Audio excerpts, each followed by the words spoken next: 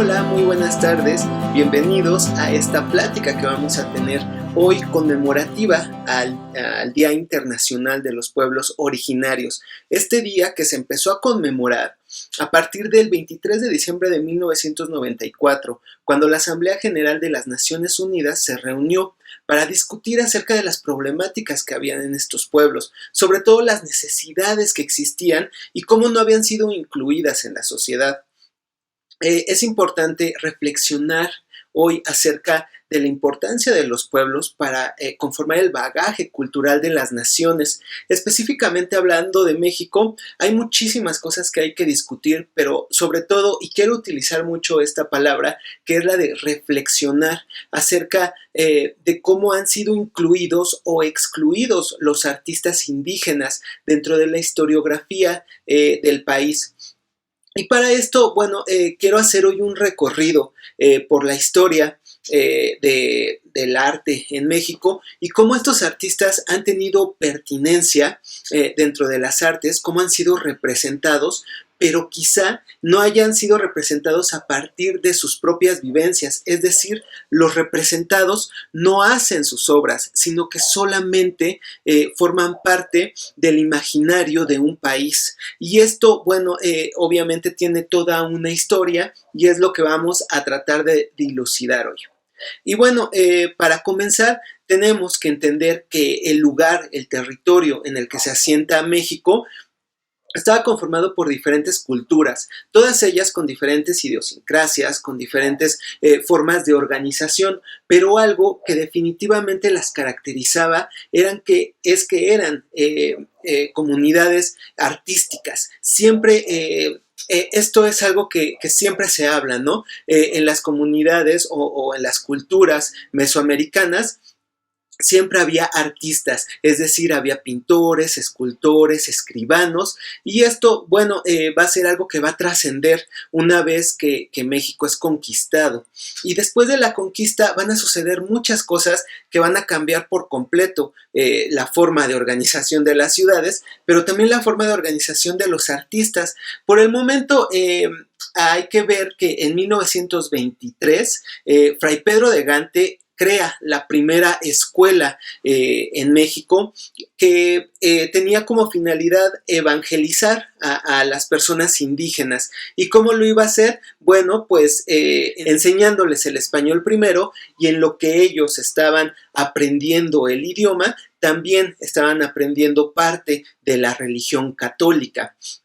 Más tarde, en 1526, Fray Pedro de Gante crea otra escuela que se va a llamar San José de Belém, que va a estar en Tlatelolco. De hecho, la iglesia que está en la Plaza de las Tres Culturas formaba parte de esta escuela, en donde además de alfabetizarlos al español, además de enseñarles catequismo, también les enseñaban algunas habilidades para que se pudieran, de alguna manera, integrar a la vida que les estaban proponiendo los españoles, y sobre todo a la nueva dinámica económica que iba a proliferar en este territorio.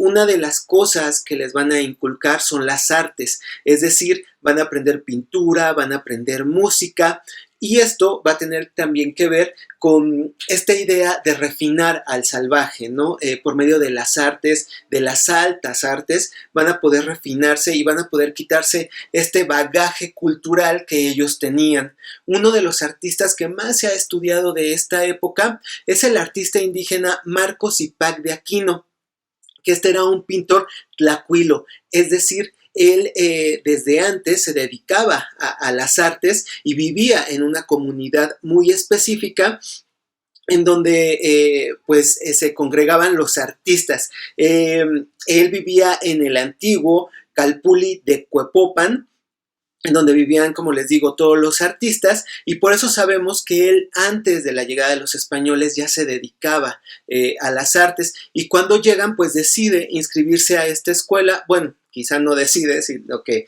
es obligado a inscribirse a esta escuela.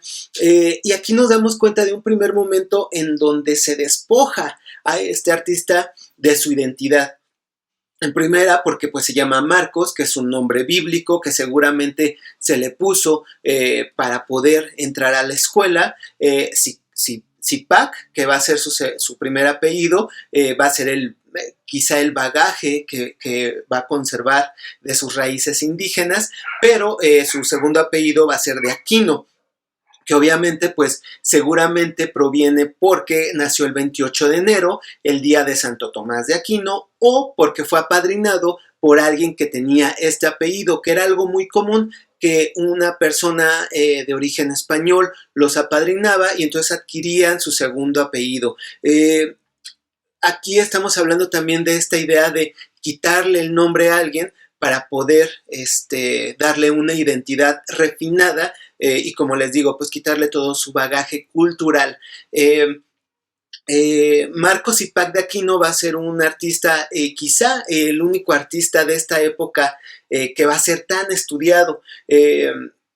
Sabemos de su existencia gracias a que algunos estudiosos como Edmundo Gorman proponen que quizá él fue el primer artista que realizó una primera versión de la Virgen de Guadalupe, y esto, bueno, pues va a dar paso a que muchos otros estudiosos comiencen a estudiarlo y a darse cuenta que él firmaba sus piezas.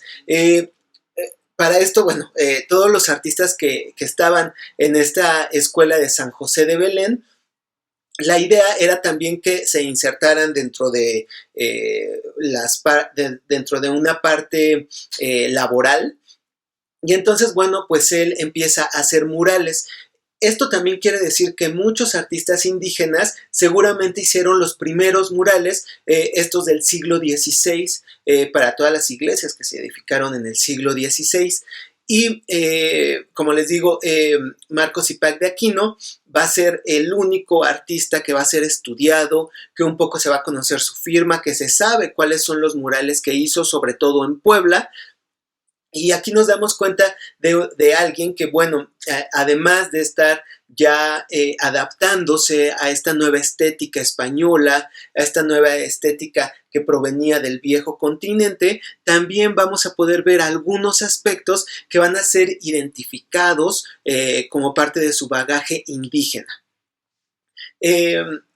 Después tenemos que pensar en los artistas del siglo XVII y cómo era que se conformaba la sociedad del siglo XVII, porque esto, como les digo, es en un primer momento cuando apenas sucedió la conquista, este primer momento en donde no sabemos si los cronistas, los frailes que vinieron a México, bueno, al lugar que después se va a conformar como México, exageraron, porque como sabemos hoy en día muchas de estas narraciones son totalmente exageradas, en donde hablan acerca de un indígena salvaje, de un indígena que hacía ritos, que asesinaba gente, que, bueno, todo esto que conocemos por parte de estas narraciones, pero que hoy en día sabemos que no son tan ciertas. Entonces, bueno, esto es lo que sucedía en este primer instante, y después, en el siglo XVII, pues la conformación de la ciudad cambia y va a ser una conformación muy parecida a la que tenían en España, ¿no? Bueno, más bien en los reinos que estaban bajo la corona española, y que se va a conformar sobre todo por gremios. Este sistema gremial en donde existía el gremio de los artesanos, y el gremio de los artesanos estaba compuesto obviamente por personas que hacían joyería, por grabadores, por pintores, por escultores. En el caso de los pintores va a haber talleres. Estos talleres van a estar comandados por pintores españoles, que obviamente son pintores quizá de poca monta, que no habían tenido como gran relevancia en España, y al saber que existía este nuevo mundo y que ya estaba bastante conformado, pues ellos vienen a buscar fortuna. Estos pintores españoles crean sus talleres y aceptan a ayudantes. Estos ayudantes venían a trabajar a estos talleres sin ninguna paga, al contrario, ellos tenían que pagar por su manutención.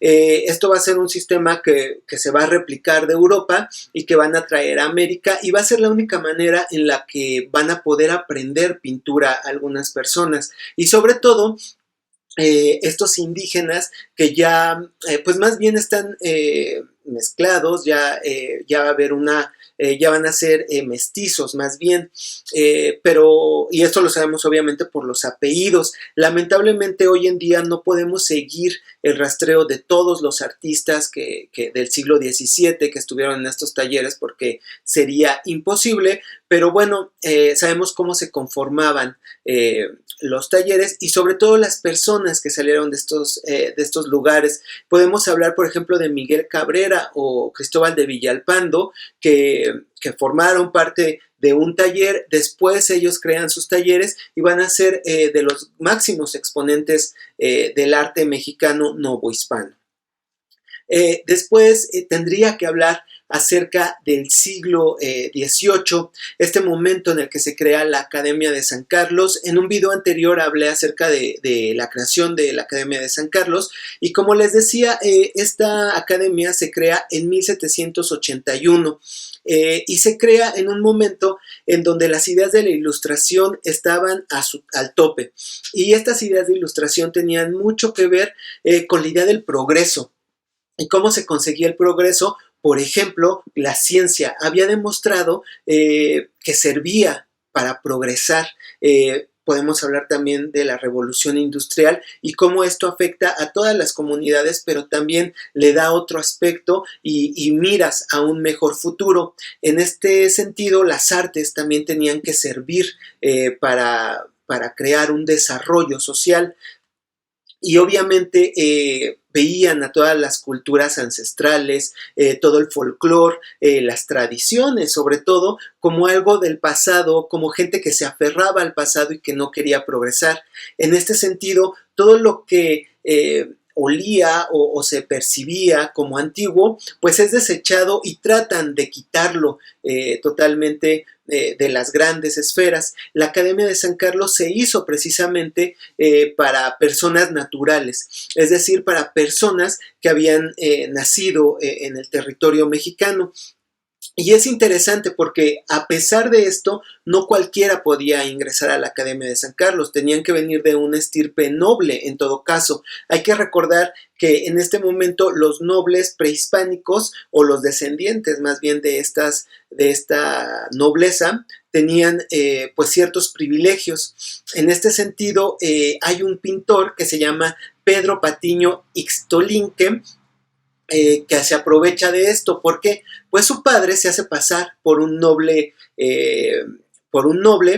y intenta meter a su hijo a la academia y pues tiene la posibilidad de hacerlo precisamente por venir de una estirpe indígena, a pesar de que él ya era alguien mestizo y la madre también era mestiza. Sin embargo, aquí nos damos cuenta de cómo sí hay ciertos privilegios para los nobles indígenas, pero no era para todos. Obviamente los artistas tenían que despojarse totalmente de su identidad. Aquí es un segundo momento donde también podemos ver cómo existe una pequeña resistencia, porque durante el movimiento armado de 1810, la Academia de San Carlos va a caer muchísimo, sobre todo en el periodo que va de 1810 a 1843.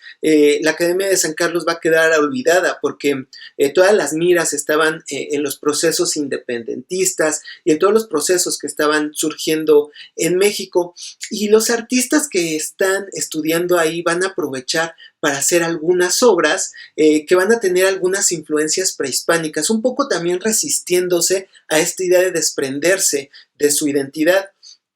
Y a mí me parece que es justo revisar todo lo que se hizo en este periodo.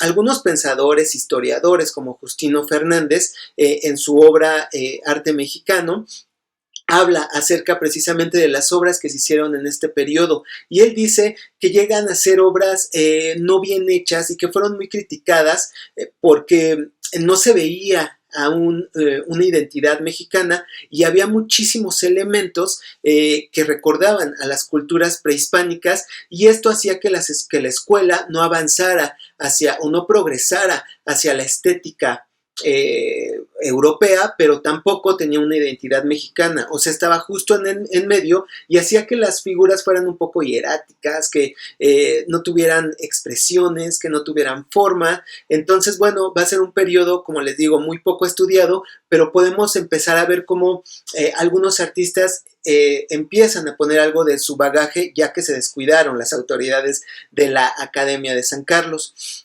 Un tercer momento va a ser en 1846, cuando llega el escultor Manuel Vilar. Manuel Vilar también va a hacer algo pues significativo, porque va a empezar a mezclar la cultura europea con la historia del país. En este momento también se empiezan a buscar figuras que puedan hablar del progreso, por ejemplo la Malinche. La Malinche va a ser una figura retórica muy utilizada porque representa justo esta mezcla entre indígenas y españoles, y que el resultado era benéfico para una sociedad que iba en franco crecimiento en ese momento. Manuel Vilar empieza a utilizar muchas obras a manera de sincretismo. Como les digo, en esta escultura que estamos viendo, que pertenece al Museo Nacional de Arte, nos damos cuenta que es una escultura totalmente neoclásica. Bajo los términos neoclásicos vemos a una mujer que ni siquiera creo que sea mestiza, sino que es una figura casi griega, pero ataviada como la Malinche, ¿no? Ataviada con una configuración muy idealizada de las culturas indígenas. Y este es un primer momento, y Manuel Vilar lo va a estar haciendo continuamente. Sin embargo, hay que recordar que Manuel Vilar pues era un escultor español, no tenía nada que ver con la cultura del país, y de hecho a Manuel Vilar le costó muchísimo trabajo estar en México porque no se acostumbraba ni a las formas ni a la sociedad que se estaba creando. Entonces, pero bueno, él va a dejar una gran escuela en este sentido, y va a ser el primer momento de que podemos hablar de un sincretismo o de alguna manera. Después está la escuela de Santiago Rebull, que va a ser el director que va a sustituir a Pelegrín Clavé por los años 60 del siglo XIX, y que también va a pedir a sus alumnos que creen pasajes históricos de México, porque hasta ese momento la pintura de historia había sido recurrente, por ejemplo, en la escuela francesa, pero era pues totalmente pertinente crear pasajes históricos mexicanos, y nos vamos a dar cuenta cómo estos pasajes históricos mexicanos tienen igual una presencia muy europeo, van a tener una estética muy europea, pero de lo que van a estar hablando va a ser de la historia mexicana. Esto también me lleva a pensar en cómo todos los artistas que están representando al indígena, que están tratando de representar la historia mexicana, a pesar de que obviamente se documentan para realizar estas obras, no tienen todo ese bagaje y esa riqueza que una persona que sí proviene de estas comunidades podría realizar. Y si alguien se atreve a ir a la Academia de San Carlos de estas comunidades, primero tiene que pasar por el refinamiento al que pues le piden que tenga que tener para entrar a la Academia de San Carlos. Finalmente, en el siglo XX va a haber una explosión totalmente de las culturas indígenas. Y esto en realidad me gustaría mucho abordarlo, y me gustaría mucho abordarlo a profundidad, quizá en otro video, pero como una primera plática acerca de esto, podemos hablar que en Europa ya empezaba a ver pues la idea de voltear a ver las culturas originarias.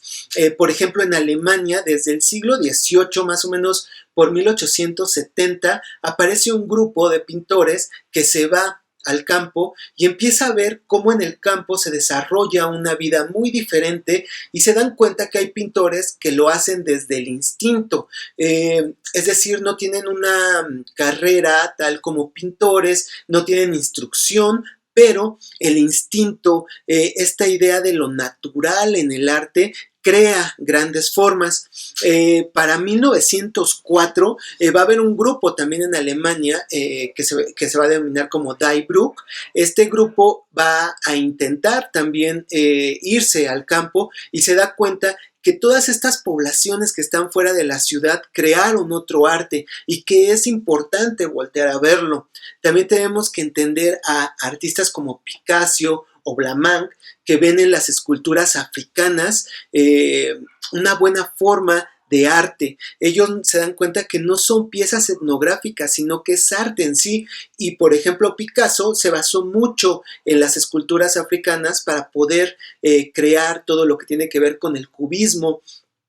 Incluso son ellos, estos artistas, los que le piden a Marius de Sayas que realice una exposición en su galería 291 en Nueva York, solamente de culturas africanas. Y esto, bueno, va a abrir la mente de todos porque dejan de ser solamente cuestiones etnográficas o como de retraso, y al contrario, van a ver en ellas un avance. Se van a dar cuenta que quizá estos artistas habían avanzado más de lo que ellos mismos habían o la cultura occidental había avanzado, creyendo que el arte era imitar la realidad. Más bien tú tienes que crear tu propia realidad y a partir de eso crear arte. Esto va a cambiar totalmente la idea de concebir las formas, de concebir los colores, también de este mismo pues de esta misma idea de voltear a ver las culturas populares, van a ser el fauvismo que va a ser esta exaltación de colores, esta exaltación de formas, y que también va a dar paso a otras corrientes artísticas. Hay que darnos cuenta también que hay muchos artistas mexicanos que más o menos entre 1905 y 1920 se encuentran en Europa, como todos conocemos a Diego Rivera, Adolfo Besmogart, están precisamente absorbiendo todas estas ideas y dándose cuenta que esto lo pueden aplicar en México. Cuando ellos llegan en 1920 con el régimen emanado de la Revolución Mexicana a cargo de Álvaro Obregón como presidente y de José Vasconcelos como el director de la Secretaría de Educación Pública, combinan las ideas que traen de Europa con lo que tiene muy claro José Vasconcelos, que tiene que ser la educación, que es esta educación nacionalista de unidad nacional en un país que se encuentra pues totalmente destruido, pero que necesita consolidar una imagen. Y ellos recuerdan que siempre las imágenes van a impactar más, porque en una comunidad donde quizá hay muchas personas que no saben leer, que no saben escribir, una imagen les puede decir muchas cosas. Es así que nace el movimiento muralista, y este movimiento muralista, que va a ser encabezado en un principio por el pintor Roberto Montenegro, Gerardo Murillo, el doctor Atl, el mismo Diego Rivera, va a tener estas connotaciones. Para eso, bueno, van a hacer un viaje al Istmo de Tehuantepec, en donde van a poder ver a las comunidades de los pueblos originarios, ver cómo viven, ver los colores, pero sobre todo ver el arte popular. En este momento, Gerardo Murillo, el doctor Atl, se da cuenta que el arte popular también es arte y que no solamente son objetos sin valor. También hace un libro de artes populares, y esto va a explotar totalmente, no solo a nivel nacional, sino a nivel internacional. Aquí me detengo también para volver a problematizar. Estos artistas están tomando todo este bagaje, están exportando estas piezas, están exportando este imaginario de México. Sin embargo, no existen artistas indígenas, artistas de pueblos originarios que estén inmiscuidos en estas comisiones. No hay un artista indígena muralista, por ejemplo. Quizá el que más se acerca es Javier Guerrero, sin ser al 100% una persona indígena, pero tampoco tiene los muros necesarios, ni tiene la gran pantalla que tiene gente como Diego Rivera. No todos estaban de acuerdo con esta idea. Por ejemplo, Siqueiros, David Alfaro Siqueiros, siempre estuvo muy en contra, porque él decía que todos estos objetos, todo el arte popular, se volvían Mexican Curious y iban a ser productos que iban a ser consumidos por extranjeros. Sin embargo, los pueblos indígenas no se veían beneficiados con estas compras o con que la gente identificara a México con sus artesanías. No hubo ningún pueblo que se beneficiara de eso, no hubo ninguna persona que tuviera como un mayor ingreso o que pasara a ser un artista. Algunas personas que estuvieron rodeadas de Diego Rivera, por ejemplo Mardonio Magaña. Mardonio Magaña, para los que no lo conocen, es un escultor que llega a la Ciudad de México más o menos a los 48 años. Él había sido toda su vida capataz y llega a la Ciudad de México a ser el portero de la Escuela Nacional de Artes Plásticas, en donde pues él, para pasar su tiempo libre, comienza a imitar lo que él ve que es la talla en madera, y lo hace de una forma pues muy desparpajada. Él lo que hace es, como les digo, talla en madera y hace una especie de autobiografía con sus esculturas. En un momento Diego Rivera lo ve y queda fascinado porque se da cuenta que es un artista que lo hace desde la intuición. Y obviamente pues empieza a promoverlo.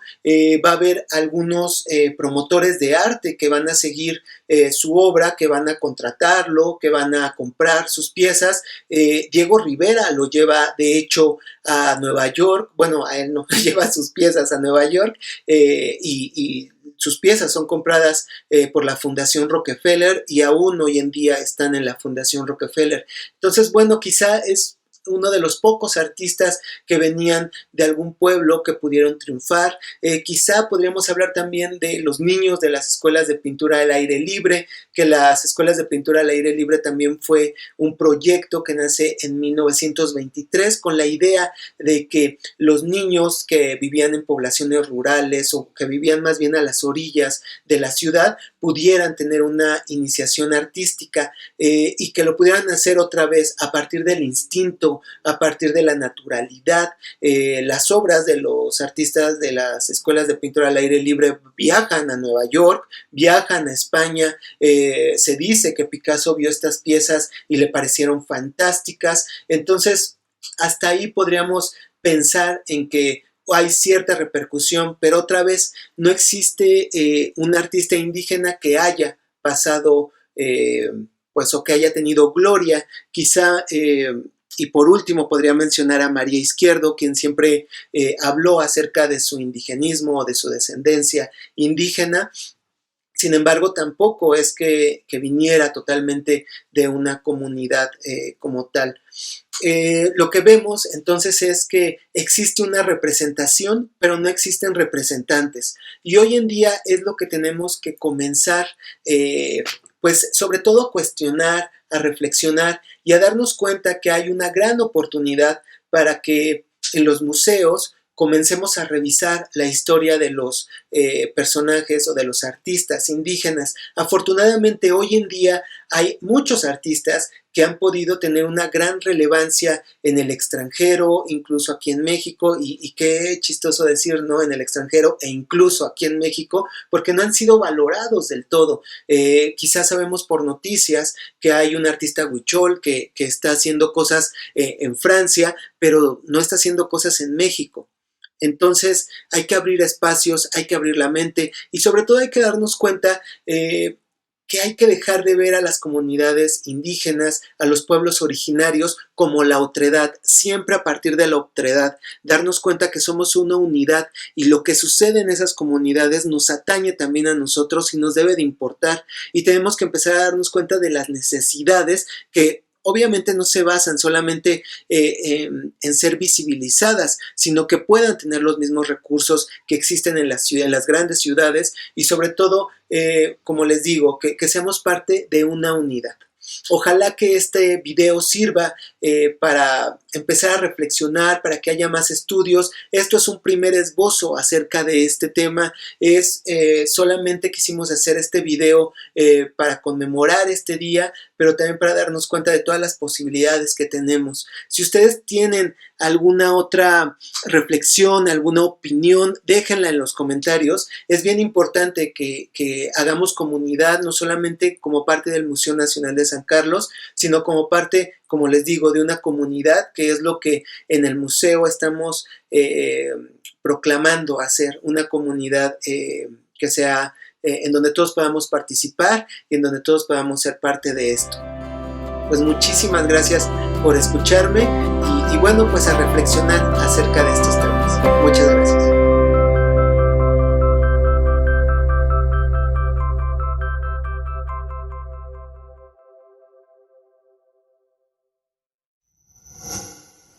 Gobierno de México.